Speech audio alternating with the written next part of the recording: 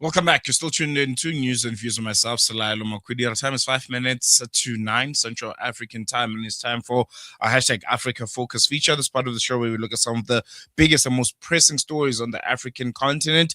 And we're going to be turning our attention to Sudan, where a deepening conflict that I think by now we all know of continues to exact a devastating toll on civilians. A recent drone strike in Khartoum has reportedly killed at least 5 civilians. This, according to humanitarian sources, and the latest in a range of attacks as fighting intensifies between rival military factions and the war, which erupted, I think it was April 2023, between the Sudanese armed forces and the Rapid Support Forces, has displaced millions and pushed the country further into a humanitarian crisis. And I think what's been concerning for me is the fact that urban areas are increasingly becoming battlegrounds, and that there are concerns that are growing over, I think, what's very, very concerning, the use of advanced weaponry and the rising civilian death toll. And to help us, understand the latest developments out in Sudan, we're joined by Sudanese editor of SudanHorizon.com, also a journalist and political analyst, Ramadan Ahmed Birima, very good friend of the show. I'm sure if you listen to us religiously, you know when it comes to Sudan, he's our authority here at Salam Media, and he's someone that's very, very reliable to give us the latest on that front. Salamu alaikum, Brother Ramadan. Jazakallah so much for joining us. Always a pleasure having you on News and Views. Wa alaikum assalam wa rahmatullahi wa barakatuh, Brother Salelo. How are you? Thank I'm you for well. hosting me. The pleasure is all ours, and I think it's very, very important to always check in on you to get the latest out in Sudan. And I want to begin with this latest drone strike. What do you know about it so far, and just the general situation out in Khartoum? Because as I alluded in my intro, as I was doing research, it looks like this war essentially is moving into the urban areas. That's where we are seeing the latest strikes happening, and the civilian death toll emerging more than we've seen before. This latest drone attack was an attack on a village, which is a part of that's the village of one of the leaders of the resistance, the popular resistance movement, and the leader is called Keikal. So Keikal is that is his village, and the people who are killed as his brothers and family members. 5 of them got wiped out. The whole family actually wiped out overnight. Now, this drone attack is not the only drone attack. Unfortunately, it is something that only comes to the media now. But there are so many other drone attacks at Dilling's town that has been besieged for the last 3 years, and destroyed all the hospitals. 95% of hospitals in Dilling are out of service at the moment when I'm talking to you now, let alone power infrastructure and the likes. So this drone attack has killed 5 family members, and the village is in that is Botana. Botana is part of the Al Jazeera province, or the Jazeera state. It's a bit far from Khartoum, and it is expected that the drones came from the Ethiopian border, where the rebels are now operating from, and they are getting some support from the United Arab Emirates through many neighboring countries, including Ethiopia. So this is one of the most disastrous phenomena at the moment, and one of the most dangerous things that are facing the government of Sudan, where infrastructure are being destroyed completely, especially power stations. And now, when comes targeting civilians, it's going to be the things will take a different dimension at the moment. Very, very concerning indeed. And I think what's the most concerning aspect for me is the fact that this is the second drone attack to take place, as you mentioned, and it happened within a space of a week. it follows, I think, months of, shall we say, relative calmness in the city. This is after government forces regained control sometime last year. Do we know who's likely responsible, and what does this tell us about how the conflict is evolving? The fact that this attack, as you mentioned, comes from the border with Ethiopia, is that a suggestion of something, an evolution of some sort of where this conflict might be going in the next couple of days or months? Yeah, I see you mentioning that this is second. It's not second. It is the latest. But drones are always. It is not something that the media is not mentioning, and the devastating consequences are very much. And if you look at the Delhi, for example, Al Ubayyid, and most of the Kordofan state, this process is only on daily basis.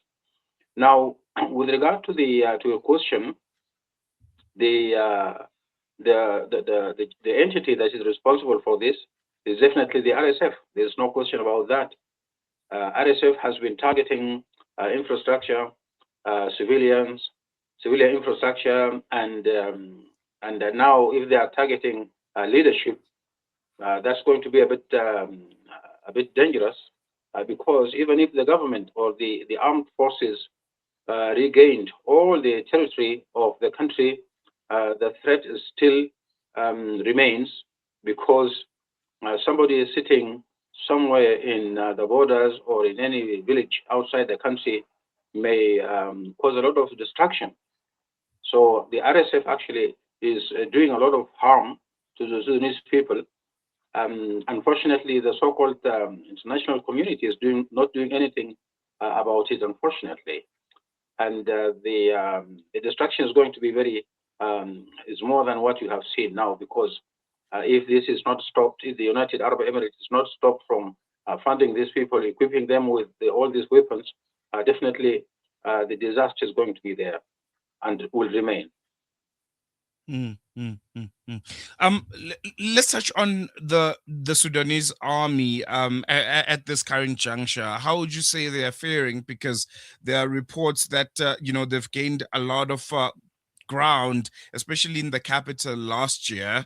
They declared Khartoum specifically completely free of RSF. At this point, does that reflect to the situation on the ground? Are we seeing the presence of the Sudanese military, present and relative calm in some areas being the norm?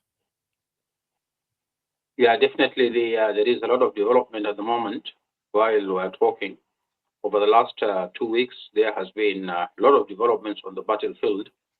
Not only that the army is taking the upper control or the upper hand in the field, but also there are a lot of defections. Where there is a defection of the third man in the RSF, who is Anur Gubba. Anur Gubba has been the third leader in the RSF. The first one is Hamdan Doglo, who is the leader. The second is his brother Abdurrahim. And the third person is Anur Gubba. So Anur Gubba defected and joined the army. When he joined the army, he came with 165 armored vehicles. And this is a huge impact on the RSF on the ground.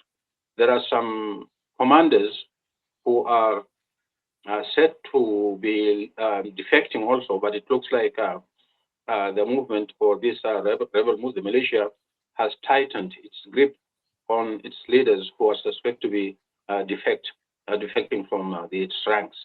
So definitely there is a lot of development on the ground, and it is possible that this is one of the results of the impact of the Gulf War, the American-Israeli attack on Iran, and the reaction of Iran attacking some Gulf countries such as United Arab Emirates and others. But the impact on the United Arab Emirates was immense. This has led to the United Arab Emirates being busy with its own affairs, and I'm sure that funding of the RSF has not been like it was before. So these drone attacks are a kind of compensation. They're losing on the battlefield, but they try to compensate what they have lost, whether through the defection of their leaders or the defeat that they are facing on the ground. Very important to note. You speak of the U.S.-Israeli war being, a factor in what's currently happening in Sudan, and another factor which is bubbling up and is gaining a lot of momentum is the situation out in Ethiopia. There are reports that that part of the continent, which borders Sudan, is also on the brink of some kind of a new conflict. This is, I think, 3 years after that devastating, civil war that we saw in the Tigray region. Are there any signs that there could be instability in that region, and how would it ultimately affect or impact Sudan at this current moment? Ethiopia has always been in war. There has never been peace at all. Despite that, there are some kind of stability in the capital Addis Ababa, but still the Tigray region and the Oromia, and at the moment there is some kind of clashes on the border with Sudan on the Blue Nile side. It is not in the favor or in the favor of any country that there should be any kind of militia or attack on the government, because it affects stability. And it is high time for the Ethiopian government to reconsider its collaboration with the United Arab Emirates. As you know, the United Arab Emirates has immense impact on the Ethiopian government in terms of its heavy investments. And through these investments, it may sometimes exercise pressure on the Ethiopian government to collaborate in a way or another on the issue of Sudan, whether through smuggling the arms or assisting the militia in any way, hosting its leaders and all this.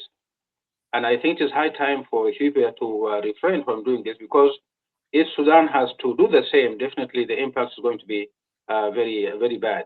So Ethiopia has its own problems, and it needs to attend to its own problems rather than escalating the problems of other countries. It is in the interest of Sudan and Ethiopia that there should be stability, there should be some kind of peace, and also coordination at the highest level between the governments, so that at least the citizens could reap the fruit of such coordination instead of fueling wars here and there. Very important. Lastly, before I let you go, the situation out in the Darfur area, because reports suggest that this is still a stronghold of the RSF. What's the situation on the ground in that part of Sudan? This is another story. The situation is very bad. Bad in the sense that there is no any kind of control. The RSF does not have control.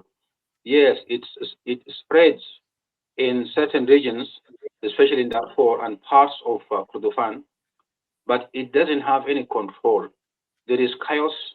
There is no any kind of services, no education, no health, no electricity, no any kind of government presence in these places.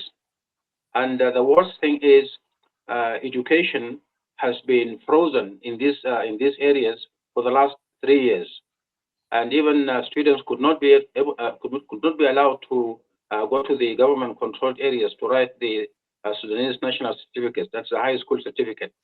So there is a loss of 3 years out of school, and the word chaos may not express the level of disorder that is dominant in these areas, unfortunately.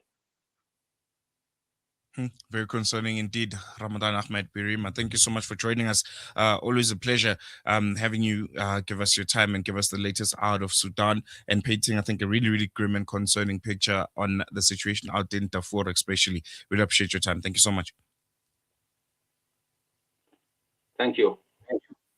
There you go. Yeah, very, very critical insight into the Sudanese conflict, which is on its fourth year now, and it continues to unfold with devastating consequences. I think various organizations, whether it's the United Nations or Red Cross or Doctors Without Borders, have maintained that this is the biggest and most critical humanitarian catastrophe that we're witnessing on the African continent right now. And from the looks of things, it will get worse. It's not going to get better anytime soon, and it requires all the time and attention that we can give it, so that the authorities, those that are able to do the right thing, ultimately intervene when it comes to the situation in Sudan, because things are really, really bad, especially from the Darfur region and the Kordofan region. As you heard, there's no any kind of control. It's literally no man's land within Sudan. There's no education, there's no services of any kind to the people that still find themselves there, and it's a devastating, grim picture. This has been our hashtag Africa Focus feature for today. We're going to take a quick break. When we come back, we'll be having a hashtag Fired Up feature.